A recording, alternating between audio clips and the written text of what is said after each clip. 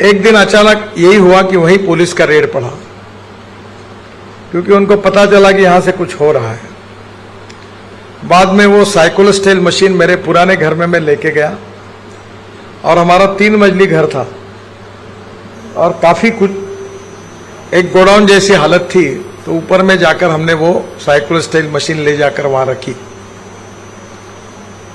स्वाभाविक रूप से उस अनुभव से इमरजेंसी के खिलाफ लड़ते लड़ते इस देश के लोकतंत्र को बचाने के लिए संघर्ष भी हुआ, और काफी लोगों को maintenance of internal security act Misa, इसके अंतर्गत उस समय जेल में बंद किया गया था।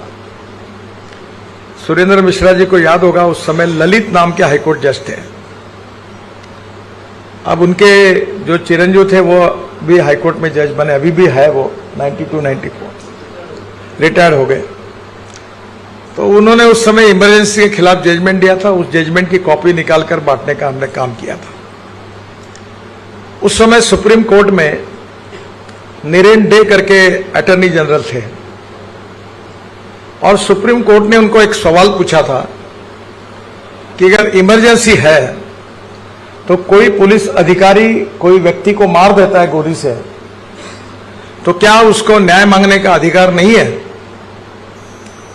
तो नीरेन डे ने यह जवाब दिया था कि मिलॉर्ड, आप एब्सोल्युटली करेक्ट हो, आप जो बोल रहे हो वो बिल्कुल सही है, बट बिकॉज ऑफ इमरजेंसी उसको यह अधिकार नहीं है, क्योंकि इमरजेंसी ने उसके फंडामेंटल राइट्स को समाप्त कर दिया है। जो हमारा बोलने का अधिकार है, लिखने का अधिकार है, सब फंडामेंटल राइट्स के रूप में जिसको मानते, जो इंडियन डेमोक्रेसी का आत्मा है, वो लगभग समाप्त हुआ था। मीडिया पे नियंत्रण आए थे। अखबार में जाकर लोग, पहले जो अखबार निकलता था उसकी जांच पहले सरकारी अधिकारी करते थे और बाद में प्रिंट पे जाता था। उस परिस्थिति के 2 साल कैसे गए पता नहीं चला। बहुत कठिन परिस्थिति थी। उनमें से बहुत से कार्यकर्ता जो जेल में थे आज हमारे बीच में नहीं है, पर 2-2 साल, 2.5 साल लोग जेल में रहे। और अचानक इंदिरा जी को सुबुद्धि हुई कि दुर्बुद्धि हुई, उन्होंने इलेक्शन डिक्लेयर किया। तब बंगलोर के जेल में अटल बिहारी वाजपेयी, अडवाणी जी, बड़े बड़े सब नेता बंगलोर में थे, और उस समय 2 मत प्रवाह थे। जयप्रकाश जी का नेतृत्व उस समय सबने स्वीकार किया था, और उसमें 2 बातें थी। कुछ लोग कहते थे कि चुनाव पर बहिष्कार डाल दो। जॉर्ज फर्नांडिस इसमें से अग्रणी थे, और उनका कहना था कि चुनाव तो जीतने वाले ही नहीं है, तो चुनाव में बहिष्कार डालो। एक बड़ा वर्ग ऐसा था कि उन्होंने कहा कि इमरजेंसी के खिलाफ लोगों में जाकर हमारे साथ क्या अन्याय हुआ है, ये लोगों को बताने का मौका हमको मिल रहा है। तो इसलिए हमने चुनाव में बहिष्कार नहीं करना चाहिए, हमने चुनाव लड़ना चाहिए। चुनाव भी जाहिर हुए, और उस समय पार्टी भी नहीं बनी, फिर भी उम्मीदवार खड़े हो गए। और मुझे याद है कि नागपुर के चुनाव के प्रचार के लिए अशोक मेहता और राम जेठमलानी जी आए थे, और पहली बार राम जेठमलानी जी की यशवंत स्टेडियम में सभा थी, तो एडवोकेट वी.आर. मनोहर भी पहली बार उनके साथ सभा में आए थे।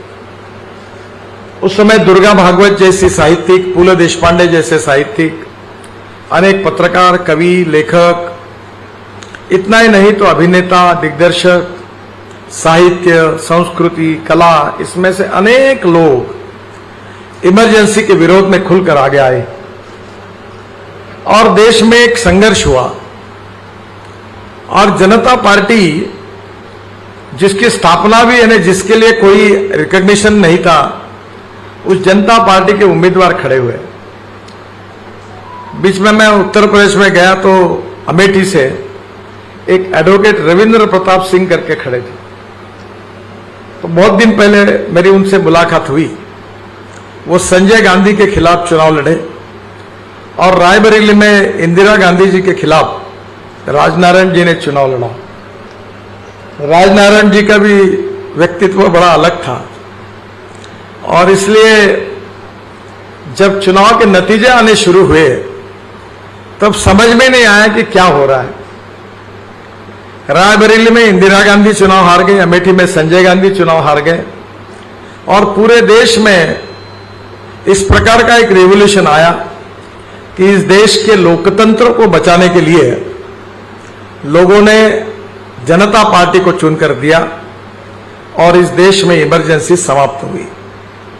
बाकी का और एक इतिहास बड़ा है, पर ऐसा आता है कि इतिहास जो होता है उसकी सबसे बड़ी समस्या यह है कि एक वर्तमान भूतकाल में जो पीढ़ी इतिहास में दबाई जाती है, संघर्ष करती है, अन्याय सहन करती है, वो लिख के नहीं रखती है।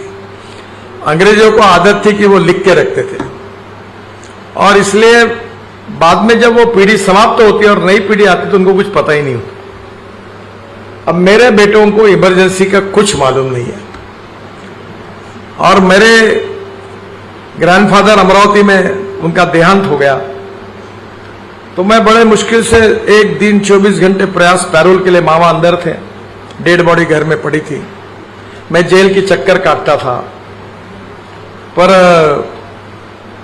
5 बज गए 6 बज गए तो जेल वालों ने मुझे बाहर बताया कि अब तो शाम हो गई, सुबह हो।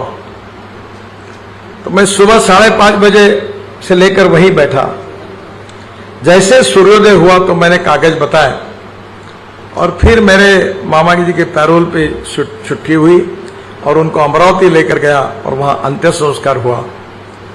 तो उस प्रकार के संघर्ष से लोगों ने बहुत बड़ा त्याग बलिदान किया है और उस बलिदान से लोकतंत्र आजाद हुआ, इमरजेंसी समाप्त हुई और आज हम हिंदुस्तान केवल देश में नहीं तो वर्ल्ड की सबसे बड़ी डेमोक्रेसी, मदर ऑफ डेमोक्रेसी करके आज भारत का नाम दुनिया में सबसे आगे है। तो आज के दिन में लोकतंत्र को और लोकतांत्रिक व्यवस्थाओं को, लोकतंत्र हमारे संविधान के अनुसार 4 स्तंभों पर खड़ा है, उसमें सबसे महत्वपूर्ण है independent, impartial and fair judiciary. दूसरी महत्वपूर्ण पिलर है वो है लेजिस्लेटिव विंग, हमारे एमएलए, हमारे एमपीज, जिसमें संसदीय लोकतंत्र जो है, पार्लियामेंट है, विधानमंडल है। और तीसरी बात जो है वो है मीडिया। एक प्रकार से लोगों का आवाज उठाने का अधिकार जो फंडामेंटल राइट्स से जिनको मिले, फ्रीडम ऑफ स्पीच से लेकर, ऐसी इंडिपेंडेंट, इम्पार्शियल, फेयर मीडिया। और चौथी बात है इस सब का संचालन करने के लिए एग्जीक्यूटिव विंग जो प्रशासनिक व्यवस्था है वो। और चारों व्यवस्थाओं के बैलेंस के आधार पर लोकतंत्र खड़ा है और लोकतंत्र हमारा आत्मा है। और आज इमरजेंसी लगी थी इसलिए ये दिन देश के लोकतंत्र के इतिहास का काला दिन था। हम सब ने संकल्प करना चाहिए कि लोकतंत्र हमारी सबसे बड़ी ताकत है और आगे भविष्य में जब जब तक सूरज चांद रहेगा, जब तक ये विश्व रहेगा, तब तक लोकतंत्र रहेगा और लोकतंत्र के साथ हमारी कटिबद्धता रहेगी, हमारी कमिटमेंट रहेगी। इसका संकल्प हम सब लोगों ने करना चाहिए।